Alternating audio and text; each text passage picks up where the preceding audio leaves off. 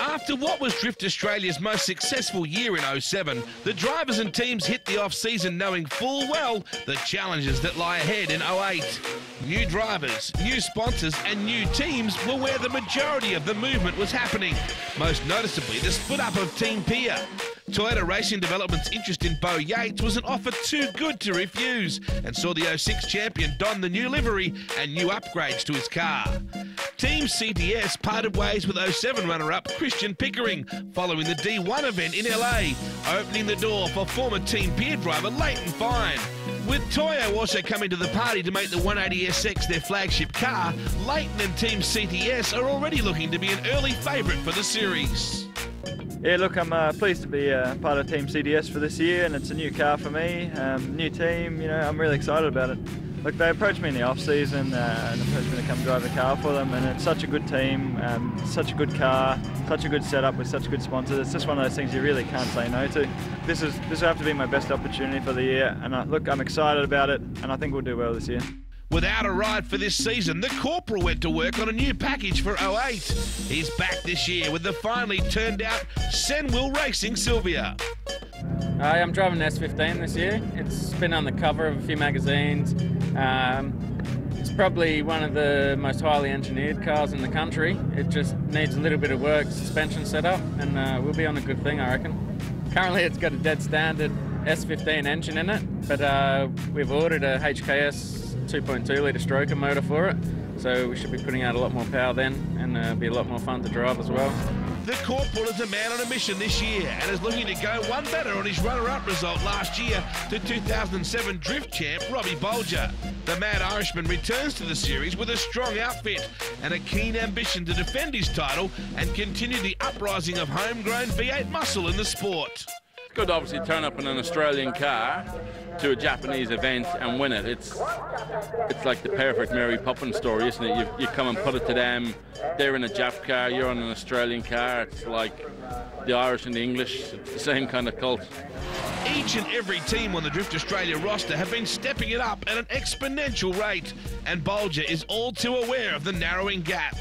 Every time we go and do a change and turn around, before we used to have a big step in the market, now they're on us everywhere. Like the horsepower, our biggest story was horsepower. Nobody could beat us with horsepower.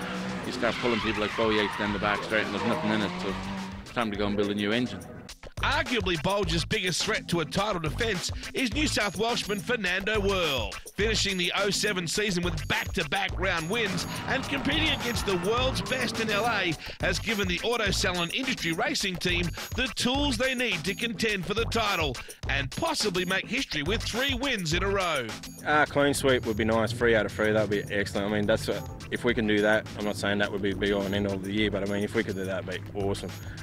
Really put, something on the mantle. We are ready for it. The car just needs a couple of tweaks that we're going to get out of the way in practice this morning, and if we can, get the car to the level where we think we can, it shouldn't be too hard. It's only little things. I reckon we should be there, for the challenge. 2008 will also see the birth of a number of new team combinations. Brothers Jack and Tom Monkhouse have joined forces under the Japanese motorsport banner. Eugene Aronson teams up with rookie Trent White.